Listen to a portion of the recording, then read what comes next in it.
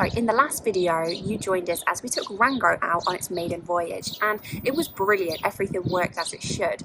However, bringing you to this video, we have actually got loads of upgrades and modifications to do. Some from that weekend that we thought, oh, actually we could do with this. Others that we've been thinking about and we've wanted to buy for a while, and we now have.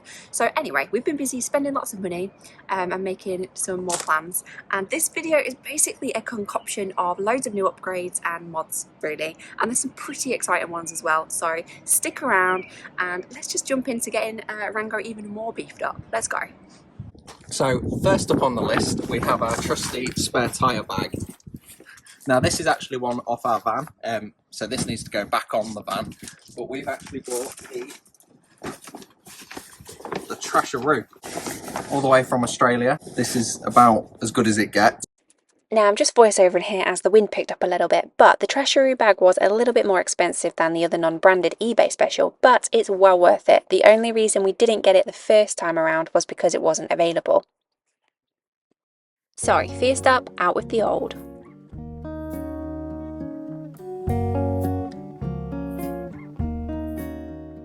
Next up was installing the Trasharoo, if the wind would allow it. Nothing like wrestling with straps in a gusty driveway to make you question your life choices.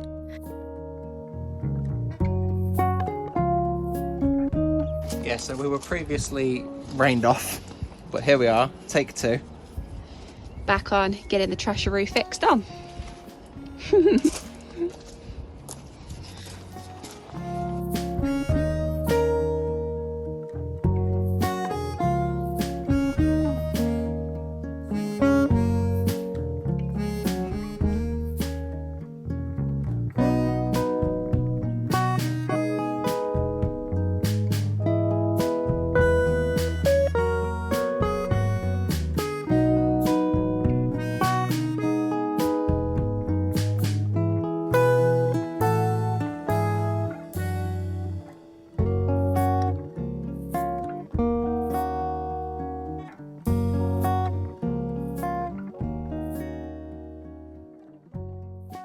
Look at that. Pretty good, that. Kind of want one for the van. Yeah, that was really nice and solid. Your thoughts? Yeah. And this thing is huge.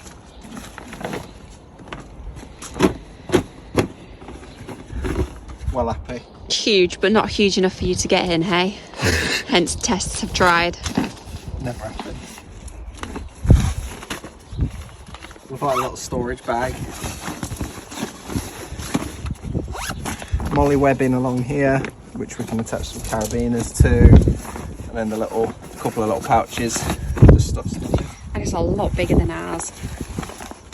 Yeah. And it's got drainage holes as well, so ours didn't have drainage holes, so Ours does fill with water. It does fill, yeah. So first impressions are well worth paying the extra money. It's not a lot extra though, really. No, and I think that other one was 50 quid. yeah. No, it'd be great. And we've used our well, knockoff Trasharoo, I suppose, loads on our van. We used it when we went round over Christmas. We went travelling over Europe for a couple of weeks, and we used it to put all our rubbish in, and we even used it as our extra fridge space at one time. It's just fridge space, didn't we? Oh, we did, yeah. We had, yeah, fridge and bits in it. It's great for things if you don't want a mini vehicle, anything really, especially your trash. When we were out in the Land Rover, we noticed we needed another socket here so we can put the rice cooker. Well, we're going to make a worktop to go over here, and then we can put the rice cooker on here while it's cooking. So we've picked up the electrical bits that we need in order to add the extra socket from 12 Volt Planet. Be sure to check out their links in the description below. So that's just going to go probably here. Your thoughts on that, boss? Yeah, that looks good there. Maybe over a little bit. It's just such an efficient use of space, so when we found rather than having it on plugged out there as well, you can plug it in here. It's just a good use of space, isn't it, really? Kind of out of the way, and I think putting another piece of worktop on here will just make that space not lost to the sink. Yeah. So yeah, we've got that to install. And then from 12 volt planet also, so how we did our inverter originally is we've got to put our hands down. I can't fit my hands in because they're too big, but you've got to wiggle your hand down there to get the inverter switch. Yeah, we cut out a little notch, and you can just I can just get my hand in, but we also cut a hole out so we could see what was going on the inverter lights. Yeah. So we've picked up the what is it? The digital multi-controller. I'll just show you this. This is also from 12 volt planet.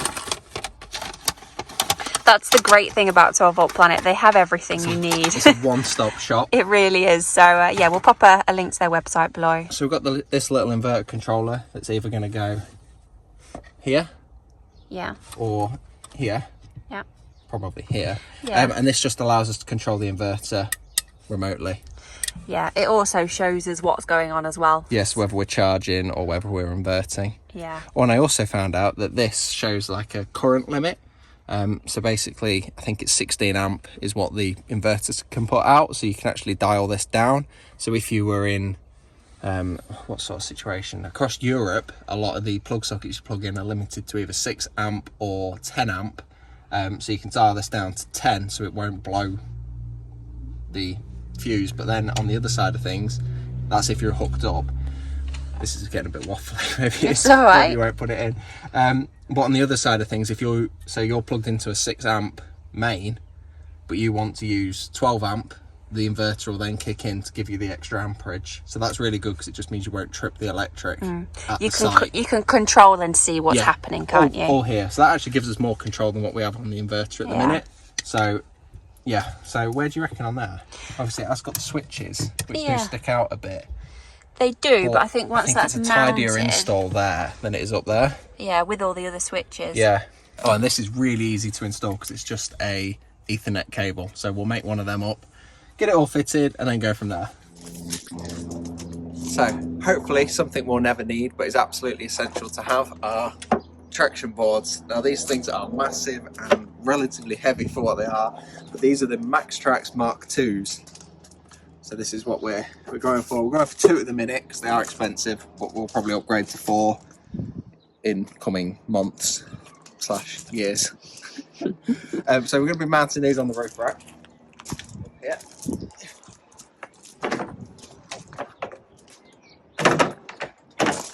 So you'll barely see them from the floor. So to mount the Maxtrax, I've just got these little brackets that I got off eBay. And they'll just go in here, and then you just twist them and lock them on.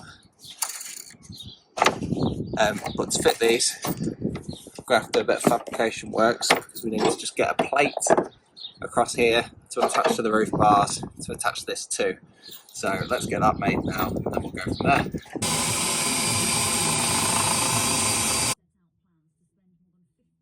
So the first bracket made, so if everything's gone as it should, this will bolt to the roof rack and then they will slide up through there.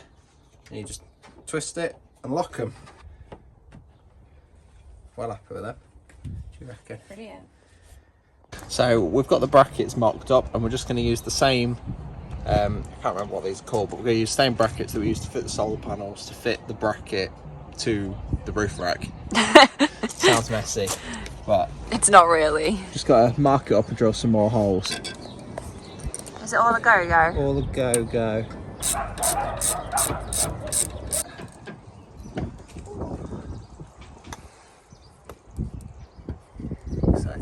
So, both brackets are now on. They're only loose. Loosey-goosey. So we can get them lined up.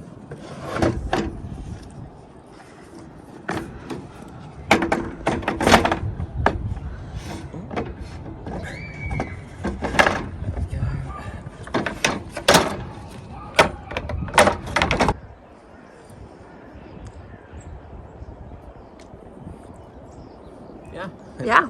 Perfect. Right, get them tightened down and we're all done. Fantastic. So that's those brackets completely installed, Maxtrax on, and then all you do to kind of hold them on is just twist those, and then you can put a lock through there so that no one can steal them. Nice. And the nice thing about this is obviously they're nice and secure up there, and if I jump down, you can't really tell that they're up there, especially from the front. this is kind of my eye height here. If we head over to the front, you can't even see them. It's like the solar actually. You can't see the solar or anything on the roof, can you? No. You're a little bit taller. How's your eye height? I can see them. See the orange. Oh, you can from up there. It's pretty good, that. So next up on the list of jobs is we're going to be fitting these extended mirror arms. Now, we didn't really know these existed until we started researching it, and then we was talking to a subscriber and he actually gave us this one. I've ordered the one for the other side and that's going to be here in a couple of days, but we're going to upgrade this, and all that'll do is reposition this mirror slightly further out. And the reason we're doing that is because, as you can see, we fitted the boxes. Now, this isn't a problem, you've still got fine visibility, but having it a little bit further out just means we can get that little bit better visibility, and why would you not have that? So we're going to get these fitted now, which I've done a quick bit of research, it seems easy enough. Oh, don't say that. I think you've jinxed it. Yeah, it's all we painted. Always say that. It's going to be a really tough, hard job. Yeah? It's going to be a really hard, tough job. Yeah. It probably will be, knowing us. That'll do.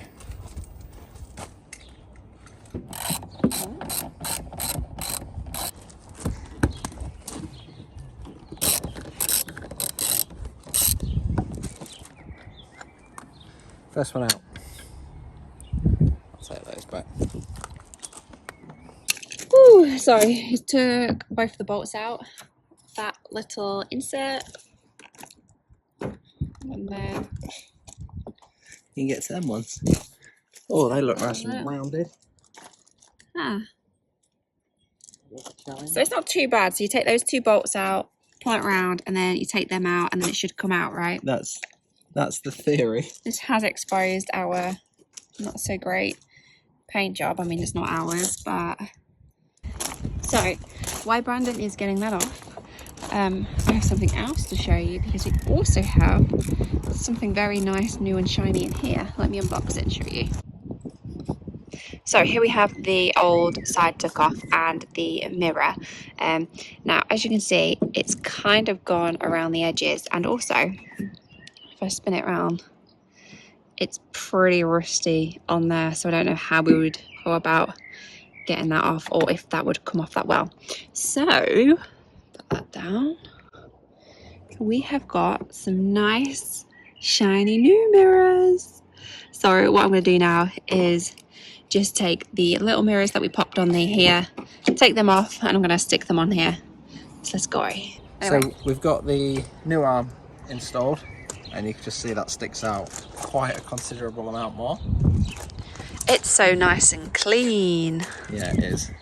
So now all we've got to do is refit the door, hope the door still shuts, and then go from there. Pop the mirror back on. Oh yeah. No, Sorry, we've got the arm all on and it's all bolted back down, which is great. So now, just need that mirror. I would like to upgrade these before we go to normal. Sorry, Brandon has got a new sticky pad for the little mini mirrors. Mini mirror. Wow.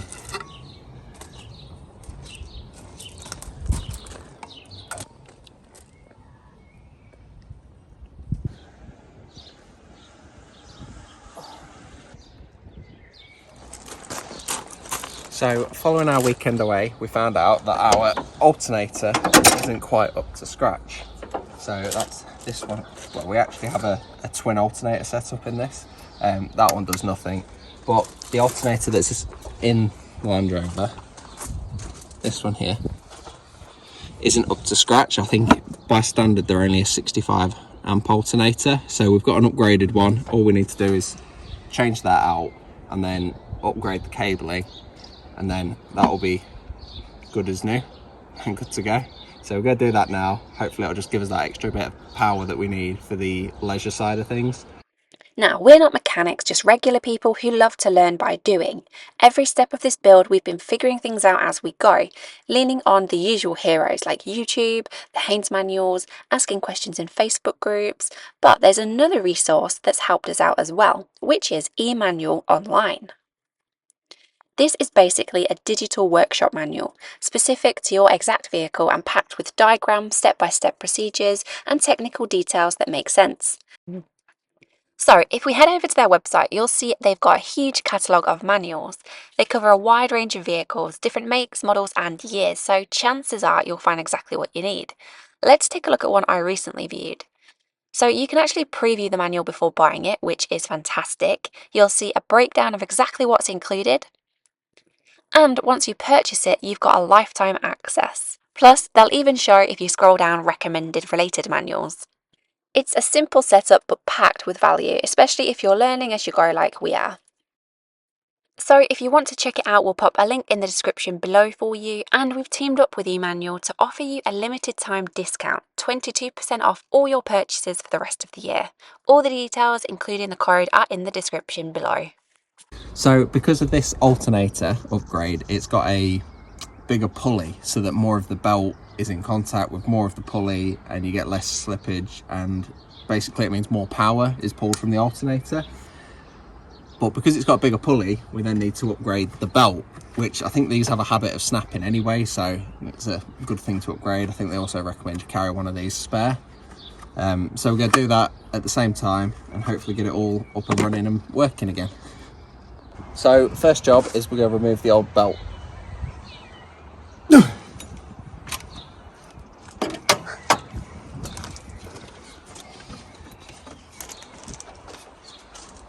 That actually looks in pretty good condition.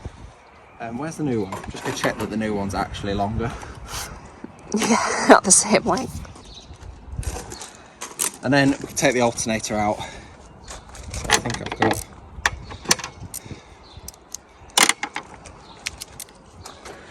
And just make a start by taking off the old cables. So because we've got a bigger alternator, we need to fit some bigger cables. So we don't actually need to reuse the original cable because that's actually a very thin wire. See that? That's like 10 mil, maybe. I've bought some 25 to upgrade it to.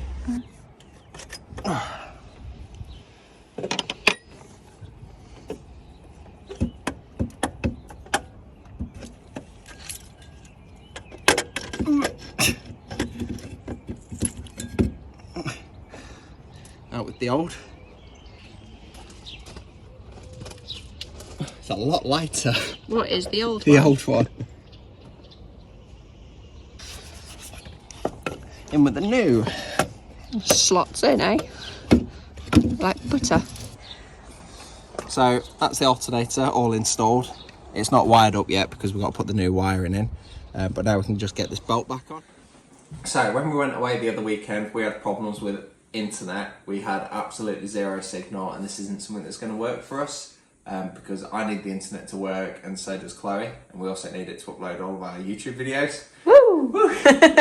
So we've bit the bullet, we know it's great, we've seen people use it, and we have purchased the Starlink Mini. Very expensive, but it looks like a very good bit of kit. So the problem we've got with this is how do we mount this to the roof rack, because really we want it.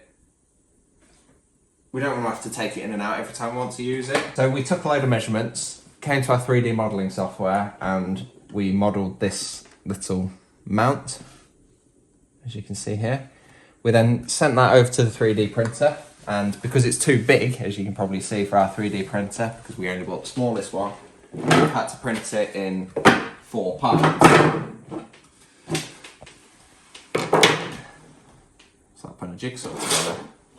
4 parts, like this, which I think is going to work really well. So all we'll do is super glue these edges. They need a little bit of sanding, and then we'll super glue those edges together. And then I've also 3D printed these little clips to just give us extra strength on the glued areas. So that's all going to go like that.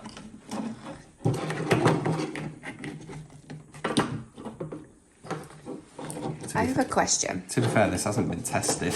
No, it hasn't. I have a question though, because obviously we're going to be mounting this on the outside, right? Yeah. So we're going to be able to move it if we need to. Whoa, look at that. It works very well, which is great. And I've not done much research, so I'm asking an actually genuine question, which is great. And if it's sunny and we're in warm places, great. We get all that sun, whatever, to it. What if it's snowy and then it snows on it? I believe it's got a built-in heater. Right, okay. So I believe it's got like a snow melt feature. So Okay. this actually gets warm and it'll shed the snow. So it's just a case of clearing the snow off. Well, yeah, if it's really heavy snow, clearing the snow off. It being outside and in the frozen environment's not going to kill it. No, it's built for outside. Okay. Oh, of course, because it's going to be outside. Yeah. Okay. It's built for outside, so all the connections are waterproof. It just seems like such a techie piece of gear. It's like, oh, don't put it outside. Yeah. And then that will just slot in here. Let me see that all. There we go. Look at that. That's fantastic. That's brilliant because we're not gonna catch it. You know, if it's protruding, you are more liable to kind of catch it with branches, flies, whatever. It's basically, but it's just flush. A big buffer, isn't it? Yeah. To hold it in, I've got these coach bolts, a wing nut. I've got a spring washer as well, which we'll put on, and then penny washers. So when I designed it, that's a square hole in there, so that catches the coach bolt. So that'll go in there. Ooh. It'll work better when it's glued. All glued. And then, I think we'll put some tape in as well, just to stop any rattling. But then that'll drop in there. And bolt's probably a little bit long. We'll cut them down. And then that'll just tighten up like that. So we've gone for this kind of quick, easy fitting method so that we can easily remove it. I probably will need to sort out some sort of lock on there to stop anybody stealing it. But the reason for that is if we're parked under trees, that we can just easily pop it out, plug in an extension cable and kind of run it out to somewhere where it'll work better. So that's the plan. These extra holes here should line up with our roof rack, if I've measured everything correctly. So we should just be able to bolt it all onto the roof rack and kind of go from there. Next step is to get it all glued together. So we now have our frame assembled, glued together. Twist it. It feels pretty solid. So I'll just show you how this will work. So this will mount on our roof rack, and then the Starlink will just drop in there, like that. And then all we'll do is put a washer over it, spring washer, and then a wing nut. Well, there we go. That is it all in the frame.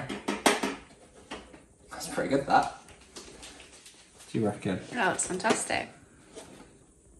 Fantastic. So what's the next sort of steps with it now? Mount it to the roof rack. Yeah. And then we can look to get it wired and installed. And then we'll be able to work remotely. Yeah. Fantastic. Oh. So now we have our finished Starlink mount. It's time to see if all the holes line up and get it bolted to the roof. Yeah, so Brandon has just put it all together, glued it all together.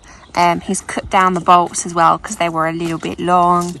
So we're just going to use these saddle clips that we use for everything else on the roof, bolt it to the roof rack, and then that'll be it all mounted up. Sweet, and then it's just a case of wiring it. Wiring.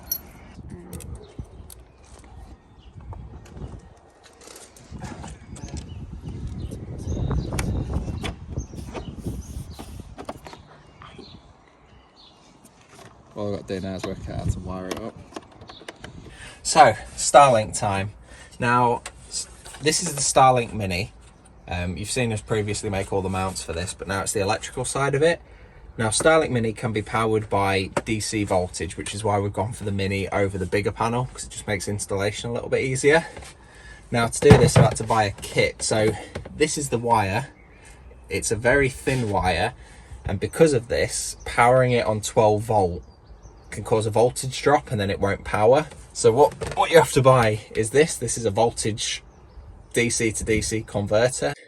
We put 12 volt 15 amp in, and then it's capable of putting out 48 volt at 3 amp out. So that'll just increases the voltage, reduces the amperage, and just means we can power it on a longer cable. So my plan is I'm going to take this up to so this will stay in here. We'll probably switch this on inside.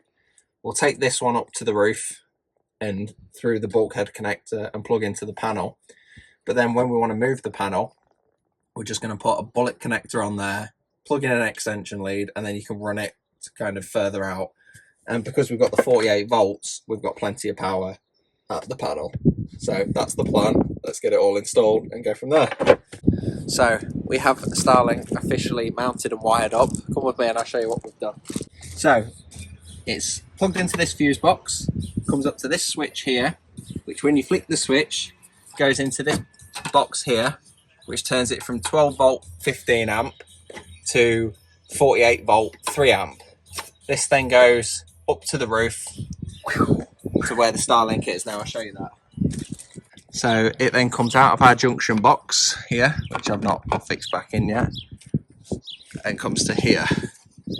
So this plug will then plug into the Starlink, but then when we're parked under trees, you simply attach this barrel connector, and then we've currently got that testing it plugged in over by the bin, and that is all working. That is another job well done. Yeah.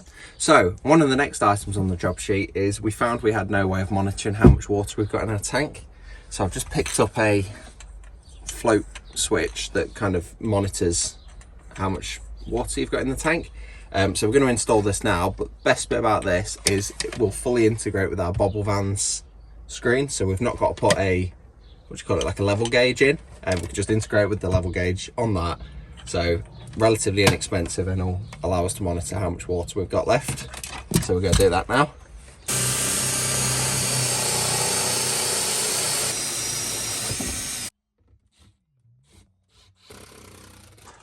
So that's the level sensor all installed. Just got to wire this back to the bobble unit, and then we should all be working. There we go.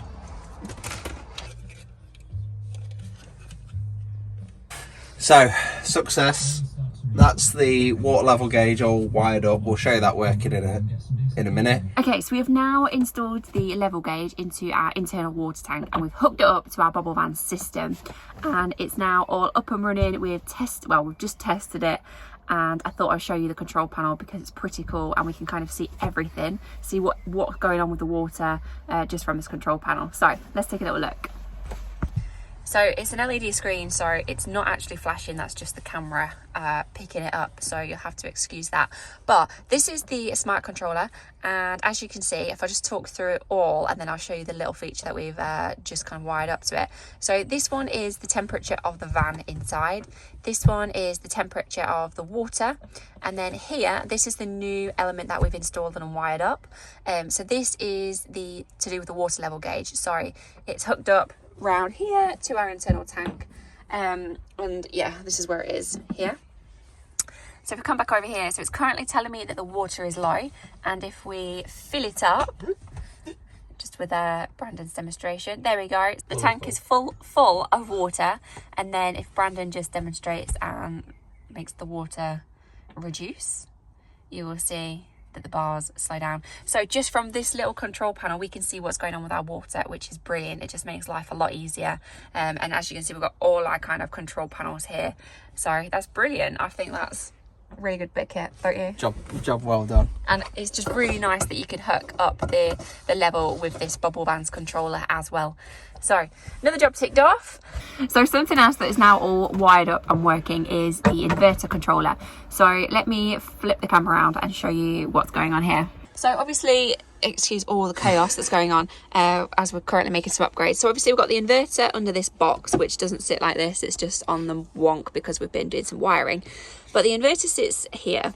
and rather than having to go down there to switch it on and having to poke through the little holes to see what's happening with the inverter, we've wired up this switch here, which is now all up and working. So this again, it's all compatible obviously with our inverter, and this enables us to see kind of what's going on. So we can see the inverter is on, we can switch it off, which was the key reason for kind of installing this, rather than having to slot our hand down to flick the switch on the back of the inverter. We can just do it from here where we've got all our kind of controls. So yeah, so we've also got this bit here, which is allows you to set kind of limits, which I'll let Brandon explain a little bit more detail.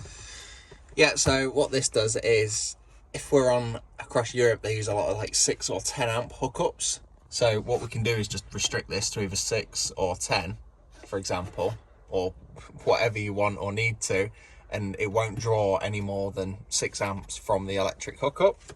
So basically means you're not going to risk tripping it. If we want to plug in a heater and we're only on a 6 amp supply, it won't trip the electric. However, it will pull 6 amps from there and then use the inverter to make up the other 6 or whatever it needs. Yeah, righteous. Okay, so we are gonna get measured up for the worktop now.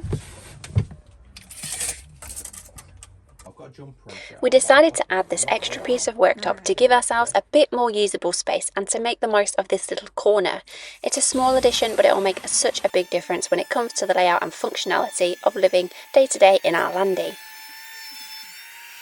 Okay, so we have got the sink cover in place. This is just a trial fit before we get it sanded and varnished up, and it fits pretty well. We'll cut out the tap, routed it out so it sits in there, and then you can just lift that up. Okie dokie, so I've now sanded up the worktop to go over this sink, and I'm just going to use some of this wood dye on there just to get it stained up, and then it's good to go. Thanks so much for joining us in this video. We've made a lot of upgrades to our Land Rover Defender camper, some essentials and others just to make life a little bit easier on the road. We hope you enjoyed following along on this one. Be sure to check out the link in the description below for the e-manual, especially if you're working on your own vehicle. We've also got a limited time discount for you there. And as always, don't forget to like, comment and subscribe if you're enjoying the videos, and we'll see you next week.